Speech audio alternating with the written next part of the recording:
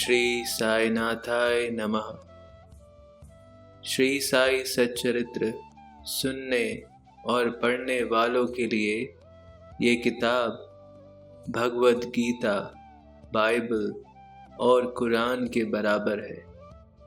साई सच्चरित्र शिरडी के साई बाबा की जीवन कहानी है जो सच्ची घटनाओं और लीलाओं पर आधारित है।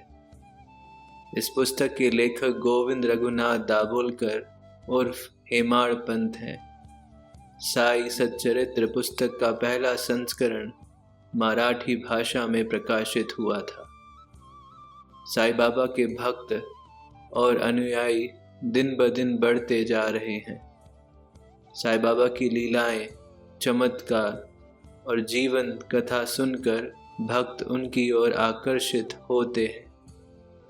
श्री साई सच्चरित्र एक बहुत ही शक्तिशाली किताब है जो आपको शांति और ज्ञान प्रदान करती है। अगर आप इसको रोज़ाना सुबह या शाम को पढ़ते हैं तो साई बाबा आपकी सारी परेशानी और संकट दूर कर देंगे। साई बाबा के कमल रूपी चरणों में मैं नतमस्तक होके इसको पढ़ने जा रहा हूँ। हमारे दर्शकों और बाबा के भक्तों की सुविधा के लिए बाबा की अनुमति के साथ मैं पहला अध्याय शुरू करता हूँ। श्री साई सच्चरित्र अध्याय 1। वंदना। गेहूं पीसने वाला एक अद्भुत संत। गेहूं पीसने की कथा तथा उसका तात्पर्य। पुरातन पद्धति के अनुसार श्री हेमाड़ पंत श्री साई सच्चरित्र का आरंभ वंदना द्वारा करते हैं। प्रथम श्री गणेश को साष्टांग नमन करते हैं जो कार्य को निर्विघ्न समाप्त कर उसको यशस्वी बनाते हैं और कहते हैं कि श्री साई ही गणपति हैं। फिर भगवती सरस्वती को जिन्होंने काव्य रचना की प्रेरणा दी और कहते हैं कि श्री साई भगवती से भिन्न नहीं है जो कि स्वयं ही अपना जीवन संगीत बयान कर रहे हैं। फिर ब्रह्मा, विष्णु और महेश को जो क्रमशः उत्पत्ति, स्थिति और संहार करता है और कहते हैं कि श्री साई और वे अभिन्न हैं। वे स्वयं ही गुरु बनकर भव सागर से पार उतार देंगे। फिर अपने कुल देवता श्री नारायण आदिनाथ की वंदना करते हैं जो कि कोंकण में प्रकट हुए। कोंकण वह भूमि है जिसे श्री परशुराम जी ने समुद्र से निकाल कर स्थापित किया था। तत्पश्चात वे अपने कुल के आदि पुरुषों को नमन करते हैं। फिर श्री भरद्वाज मुनि को जिनके गोत्र में उनका जन्म हुआ। पश्चात उन ऋषियों को जैसे याज्ञ वल्क्य, भृगु, पाराशर, नारद, वेद व्यास, सनक सनंदन, सनत कुमार, शुक, शौनक, विश्वामित्र, वशिष्ठ, वामदेव, जैमिनी, वैशंपायन, नवयोगींद्र इत्यादि तथा आधुनिक संत जैसे निवृत्ति, ज्ञानदेव, सोपान, मुक्ताबाई, जनार्दन, एकनाथ, नामदेव, तुकाराम, कान्हा, नरहरि आदि को नमन करते हैं। फिर अपने पितामह सदाशिव, पिता रघुनाथ और माता को जो उनके बचपन में ही गत हो गई थी। फिर अपनी चाची को जिन्होंने उनका भरण पोषण किया और अपने प्रिय ज्येष्ठ भ्राता को नमन करते हैं। फिर पाठकों को नमन करते हैं जिनसे उनकी प्रार्थना है कि वह एकाग्रचित्त होकर कथा अमृत का पान करें। अंत में श्री सच्चिदानंद सद्गुरु श्री साईनाथ महाराज को जो कि श्री दत्तात्रेय के अवतार और उनके आश्रय दाता हैं और जो ब्रह्म सत्यम जगन मिथ्या का बोध करा कर समस्त प्राणियों में एक ही ब्रह्म की व्याप्ति की अनुभूति कराते हैं। सर्वश्री पाराशर, व्यास और शांडिल्य आदि के समान भक्ति के प्रकारों का संक्षेप में वर्णन कर अब ग्रंथकार महोदय निम्नलिखित कथा प्रारंभ करते हैं। चलिए पहली कथा सुनते हैं। गेहूं पीसने की कथा। सन 1910 में मैं एक दिन प्रातःकाल श्री साईं बाबा के दर्शनार्थ मस्जिद में गया। वहाँ का विचित्र दृश्य देख मेरे आश्चर्य का ठिकाना न रहा कि साईं बाबा मुँह हाथ धोने के पश्चात चक्की पीसने की तैयारी करने लगे। उन्होंने फर्श पर एक टाट का टुकड़ा बिछा, उस पर हाथ से पीसने वाली चक्की रखी। उन्होंने कुछ गेहूं डालकर पीसना आरंभ कर दिया। मैं सोचने लगा कि बाबा के चक्की पीसने से क्या लाभ है। उनके पास तो कोई है भी नहीं और वे अपना निर्वाह भी भिक्षा वृत्ति द्वारा ही करते हैं। इस घटना के समय वहां उपस्थित अन्य व्यक्तियों की भी ऐसी ही धारणा थी, परंतु उनसे पूछने का साहस किसे था। बाबा की चक्की पीसने का समाचार शीघ्र ही सारे गांव में फैल गया और उनकी ये विचित्र लीला देखने हेतु तत्काल ही नर नारियों की भीड़ मस्जिद की ओर दौड़ पड़ी। उनमें से 4 निडर स्त्रियां भीड़ को चीरती हुई ऊपर आईं और बाबा को बलपूर्वक वहां से हटाकर उनके हाथ से चक्की का खूंटा छीनकर तथा उनकी लीलाओं का गायन करते हुए उन्होंने गेहूं पीसना प्रारंभ कर दिया। पहले तो बाबा क्रोधित हुए, परंतु फिर उनका भक्ति भाव देख वे शांत होकर मुस्कुराने लगे।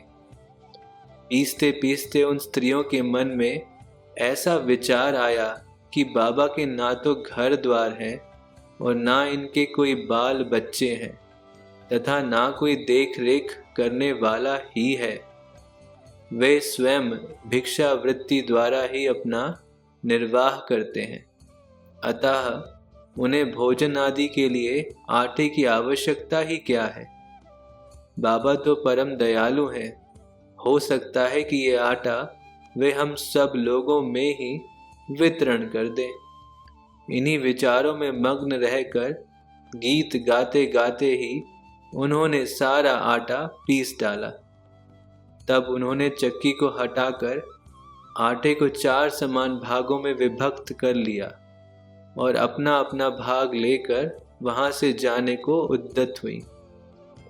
अभी तक शांत मुद्रा में निमग्न बाबा तत्क्षण ही क्रोधित हो उठे और उन्हें अपशब्द कहने लगे। स्त्रियों, क्या तुम पागल हो गई हो? तुम किसके बाप का माल हड़प कर ले जा रही हो? क्या कोई कर्जदार का माल है जो इतनी आसानी से उठाकर लिए जा रही हो? अच्छा, अब एक काम करो कि इस आटे को ले जाकर गांव की सीमा पर बिखेर आओ। मैंने शिरडी वासियों से प्रश्न किया कि जो कुछ बाबा ने अभी किया है उसका यथार्थ में क्या तात्पर्य है।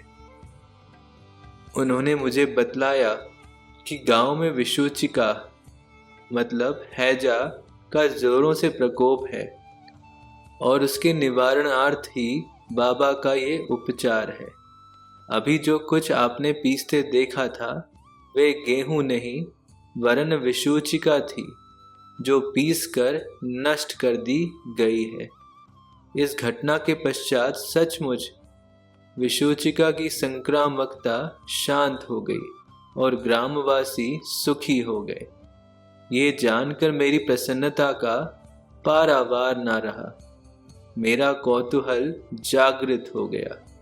मैं स्वयं से प्रश्न करने लगा कि आटे और विषूचिका रोग का भौतिक तथा पारस्परिक क्या संबंध है, इसका सूत्र कैसे ज्ञात हो। घटना बुद्धिगम्य सी प्रतीत नहीं होती। अपने हृदय की संतुष्टि के हेतु इस मधुर लीला का मुझे 4 शब्दों में महत्व अवश्य प्रकट करना चाहिए। लीला पर चिंतन करते हुए मेरा हृदय प्रफुल्लित हो उठा और इस प्रकार बाबा का जीवन चरित्र लिखने के लिए मुझे प्रेरणा मिली। ये तो सब लोगों को विदित ही है कि ये कार्य बाबा की कृपा और शुभ आशीर्वाद से सफलतापूर्वक संपन्न हो गया। आइए अब जानते हैं आटा पीसने का असली तात्पर्य क्या है। शिरडी वासियों ने इस आटा पीसने की घटना का जो अर्थ लगाया वह तो प्रायः ठीक ही है, परंतु उसके अतिरिक्त मेरे विचार से कोई अन्य अर्थ भी है। बाबा शिरडी में 60 वर्षों तक रहे और इस दीर्घ काल में उन्होंने आटा पीसने का कार्य प्रायः प्रतिदिन ही किया। पीसने का अभिप्राय गेहूं से नहीं वरन अपने भक्तों के पापों, दुर्भाग्यों, मानसिक तथा शारीरिक तापों से था। उनकी चक्की के 2 पाटों में ऊपर का पाठ भक्ति तथा नीचे का कर्म था। चक्की की मुठिया जिसे पकड़कर वे पीसते थे वह था ज्ञान। बाबा का दृढ़ विश्वास था कि जब तक मनुष्य के हृदय से प्रवृत्तियां, आसक्ति, घृणा तथा अहंकार नष्ट नहीं हो जाते, जिनका नष्ट होना अत्यंत दुष्कर है, तब तक ज्ञान तथा आत्मानुभूति संभव नहीं है। ये घटना कबीर दास जी की इसके तदनुरूप घटना की स्मृति दिलाती है। कबीर दास जी एक स्त्री को अनाज पीसते देखकर अपने गुरु निपट निरंजन से कहने लगे कि मैं इसलिए रुदन कर रहा हूँ कि जिस प्रकार अनाज चक्की में पीसा जाता है उसी प्रकार मैं भी भवसागर रूपी चक्की में पीस जाने की यातना का अनुभव कर रहा हूँ। उनके गुरु ने उत्तर दिया कि घबराओ नहीं, चक्की के केंद्र में जो ज्ञान रूपी दंड है उसी को दृढ़ता से पकड़ लो।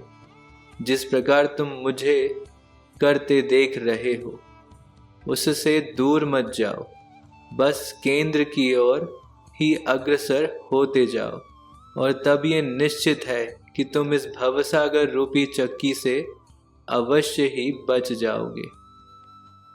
ओम श्री साईनाथाय नमः। जय साई राम।